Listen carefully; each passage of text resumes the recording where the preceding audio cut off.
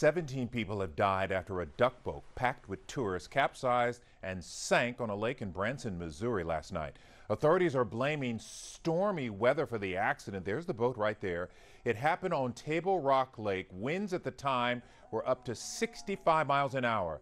Those who died range in age from 1 to 70 years old. Among the dead, 9 members of the same family. This isn't the first duck boat tragedy. Janelle Bluto shows us a history of trouble. They've been around for decades. These 6-wheel amphibious trucks used during World War II to ferry ammunition and equipment from water to land. But today, instead of war, they're used for recreation. Duck boats ferry hundreds every year through water across the U.S.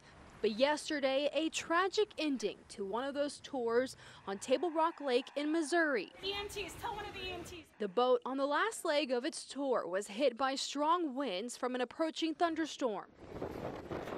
The captain tried to make it back in, but it started taking on water, eventually capsizing, killing 17 inside. It's not the first time we've heard of a tragic ending like this.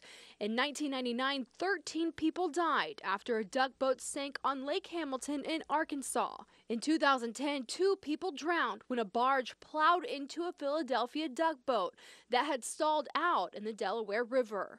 In 2015, 5 college students were killed, 69 injured in Seattle when a duck boat collided with a bus on land. The same year, a Texas woman was killed after being struck by a duck boat while walking in Philadelphia, and in 2016, a duck boat ran over a scooter, killing a woman in Boston. So how dangerous are they? There's now 32 boating deaths in the past 2 decades from duck boats, an average of 1.6 deaths a year, with, according to the Coast Guard, 118 duck boats certified and operating. Compare that to the roughly 700 deaths a year from recreational boats. But that's with an average of 12.5 million boats out on the water each year. Standing for Houston, Janelle Bluto, KHOU 11 News.